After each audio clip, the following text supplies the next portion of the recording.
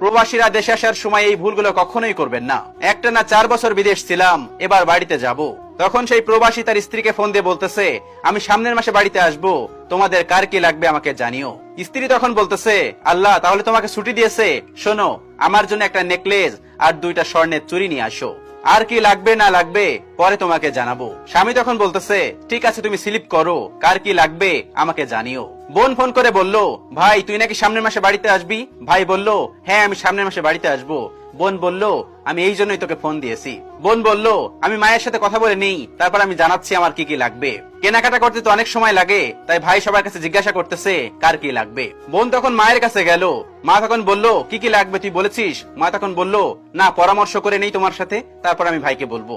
মা তখন বোনকে বলল, ও তো সবকিছু শ্বশুর বাড়িতে পাঠিয়ে দেয়, তোর যা কিছু দরকার তুই সবকিছু ওর কাছ থেকে আদায় করে নিবি, প্রয়োজনে তুই বেশি বেশি বলবি, যা নিতে পারিস ওর কাছ থেকে।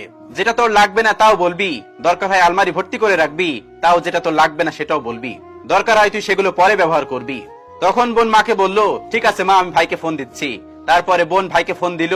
ভাই বলল, বল তোর কি লাগবে বোন আমার। বোন বলল, ভাই আমার জন্য একটা চেন আনিস, 2টা কানের দুল আনিস, আমার স্বামীর জন্য একটা ঘড়ি নিয়ে আসিস, আর সামনে যত শীত তাই আমাদের জন্য 2টা কম্বল নিয়ে আসিস। ভাই তখন বলল, 2টা কম্বল দিয়ে কি করবি, একটা কম্বল আনলেই তো হয়। তখন বোন বলল, একটা এই শীতে গায়ে দিব আর একটা তুলে রাখবো। তখন ভাই বলতেছে, ঠিক আছে আর কিছু লাগবে? বোন তখন বলতেছে, ভাই এখন তো কিছু মনে পড়তেছে না, যদি মনে পড়ে তাহলে পরে তোকে ফোন দিয়ে জানাবো। ভাই তখন বলল, ঠিক আছে পরে ফোন দিয়ে জানাস। সেই প্রবাসী তখন চিন্তা করতে লাগলো, বউয়ের জন্য নেকলেস, কানের দুল, বোনের জন্য কানের দুল, সবকিছু মিলাই 6 থেকে 7 ভরি শুধু গহনায় লাগবে। যেহেতু গহনার মূল্য 1 লাখ টাকা, তাহলে 6 থেকে 7 ভরি গহনার মূল্য 7 থেকে 8 লাখ টাকা। এদিকে আমার আকাময় লাগাইতে হবে, তারপর আবার টিকিটের টাকা আছে, আরো জিনিসপত্রের দাম আছে। তাহলে হয়তো আমার এবছর আর যাওয়া হবে না, আরো 1 বছর ইনকাম করে টাকা জমিয়ে তারপর আমার দেশে যেতে হবে। অনেক আশা করেছিলাম এবছর আমি দেশে যাব, কিন্তু পরিবারের চাহিদার কাছে আমার আশাটা হার মেনে গেল। বউ তখন ফোন দিয়ে বলল, কি ব্যাপার, তুমি তো এই মাসে দেশে আসতে চেয়েছিলে, তো কিছুই তো জানালে না। সেই প্রবাসী তখন চিন্তা করলো, বউয়ের কাছে সত্যি কথা বলা যাবে না, তাই সে বুদ্ধি করে বলল, এই কুরবানির ঈদে বস কাউকে ছুটি দেবে না, সবার ছুটি ক্যান্সেল করে দিয়েছে। বউ তখন বলতেছে, তোমার কত তালবাহানা শুনতে হয়, এই বছর আসো আর সামনের বছর আসো, আমি যা যা বলেছি আমার সবকিছু নিয়ে আসতে হবে। প্রবাসী স্বামী তখন বলতেছে, ঠিক আছে আমি সবকিছু তোমার জন্য নিয়ে আসবো। 1 বছর পর প্রবাসী ছেলে তার মাকে ফোন দিল, সালাম দিল, মা ওপাশ থেকে সালামের উত্তর দিল। মা তখন বলল, কিরে বাবা তুই না দেশে আসবি, কবে আসবি? ছেলে তখন বলল, আমি আসছি মা, সামনের মাসে 15 তারিখে আমি দেশে আসবো।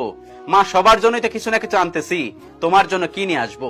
মা তখন বলতেছে, আমার জন্য কিছুই লাগবে না, সবাই যা যা বলছে সেগুলোই আনিস তাহলেই হবে, তোর বোন যা যা চাইছে সবকিছুই নিয়ে আসিস বাবা। তখন ছেলে বলতেছে, ঠিক আছে মা নিয়ে আসবো। তারপর ছেলে দেশে আসলো, দেশে আসার পর সবাইকে সবকিছু দিল, কিন্তু কারো সেগুলো পছন্দ হলো না। এই হচ্ছে প্রবাসীদের জীবন, এই হচ্ছে প্রবাসীদের কপাল। আমি প্রবাসী ভাইদেরকে বলতে চাই, আপনারা সবাইকে সবকিছু দিবেন ঠিক আছে, তবে নিজেকে নিঃস্ব করে নয়, নিজেকে পথে বসিয়ে সবাইকে খুশি করতে যাবেন না। বিনিময়ে আপনি শুধুমাত্র কষ্টই পাবেন, তাদের কাছে কোনো মূল্য পাবেন না। সকল প্রবাসী ভাইদের জন্য রইলে আমার অফুরন্ত ভালোবাসা। আল্লাহ রাব্বুল আলামিন আমাদের সবাইকে বোঝার তৌফিক দান করুন, আমিন।